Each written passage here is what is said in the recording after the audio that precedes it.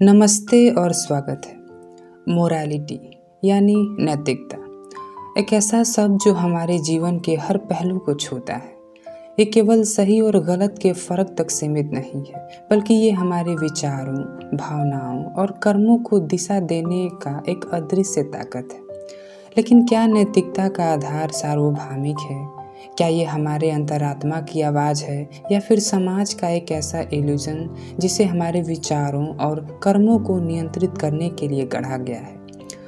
आज हम इसी नैतिकता के गहराई से अध्ययन करेंगे, जानेंगे कि यह केवल एक विचार है या इससे कहीं अधिक जटिल संरचना। हम समझने की कोशिश करेंगे कि क्या यह सचमुच मानवता की मूलभूत सच्चाई है या एक कल्चरल कंस्ट्रक्ट जो समय और परिस्थितियों के साथ बदलती रहती है। और सबसे अहम, क्या हमारी नैतिकता वाकई हमारी अपनी है या हम बस समाज के बनाए हुए नियमों की कठपुतली हैं। और आज का जो कानून है, क्या वो हमें सच में नैतिक दिलाता है या नहीं? इन सब सवालों को आज हम एक्सप्लोर करेंगे। नैतिकता को समझने के लिए सबसे पहले हमें दो हिस्सों में बांटना होगा, पर्सनल मोरालिटी और सोसाइटल मोरालिटी। पर्सनल मोरालिटी वह होती है जो हमारी आत्मा और हमारे अनुभवों से उपजती है।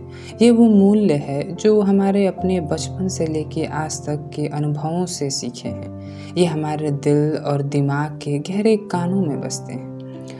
जैसे किसी भूखे को खाना खिलाना और उसके चेहरे पर मुस्कान देखना अगर आपको आत्मसंतोष देता है तो यह आपकी पर्सनल मोरालिटी का हिस्सा है। लेकिन दूसरी ओर ये सोसाइटल मोरालिटी, यह पूरी तरह समाज के बनाए हुए नियमों और अपेक्षाओं पर आधारित होती है। समाज हमसे अपेक्षा करता है कि हम कुछ विशेष तरीकों से ही आचरण करें, चाहे वो हमारी भावनाओं से मेल खाए या नहीं।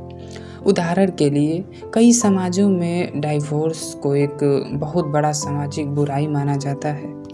लेकिन किसी रिश्ते में अगर दोनों साथी खुश न हों तो क्या डाइवोर्स नैतिक रूप से गलत है? यह एक बड़ा सवाल उठाता है कि क्या सोसाइटल मोरालिटी सच में यूनिवर्सल होती है? क्या यह इंसान की परिस्थितियों और भावनाओं को समझती है या सिर्फ एक रिजिड फ्रेमवर्क है जिसे हम पर थोपा गया है?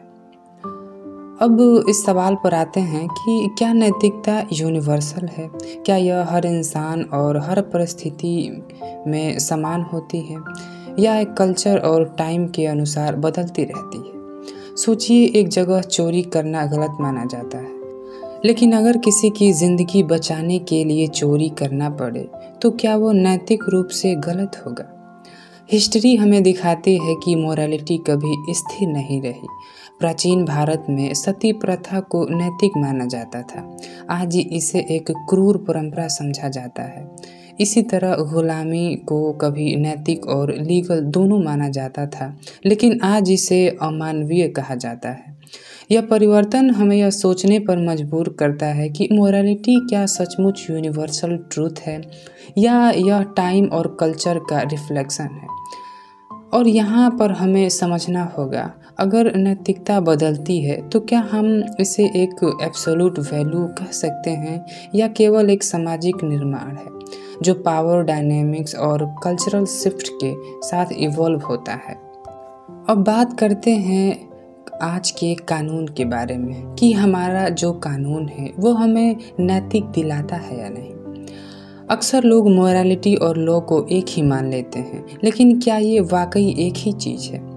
कानून समाज में व्यवस्था बनाए रखने का एक सिस्टम है। यह रूल्स और रेगुलेशन पर आधारित है जो इन्फोर्सेबल होते हैं, लेकिन क्या कानून हमेशा नैतिक होता है? हिस्ट्री हमें सिखाती है कि ऐसा नहीं है।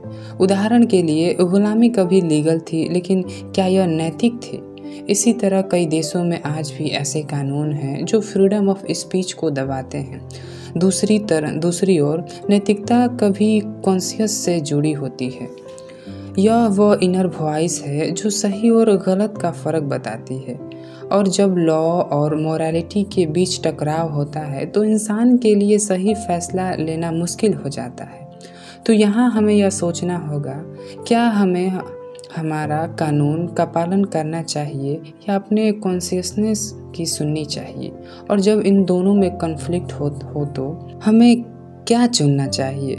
एक और कॉन्सेप्ट है जो हमें समझना बहुत ज़रूरी है, मोरालिटी एंड पावर, नैतिकता और पावर के बीच का संबंध।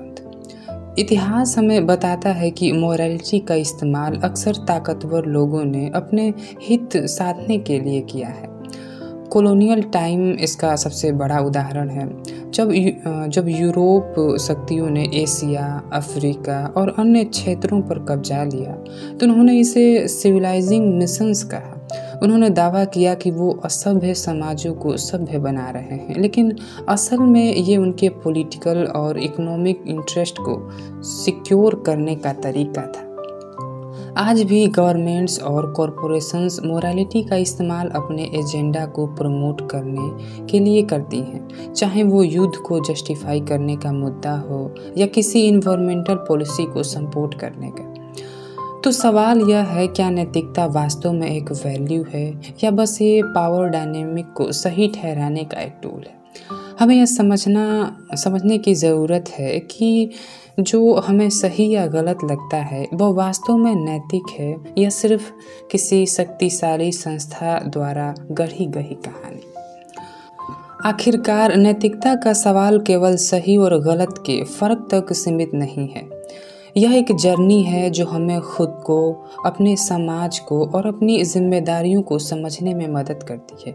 हमें यह सोचना होगा कि हमारी नैतिकता का आधार क्या है, हमारी खुद की सोच, हमारे अनुभव या समाज का दबाव। और सबसे ज़रूरी, हमें हर फैसले को अपनी अंतरात्मा के आईने में देखना चाहिए।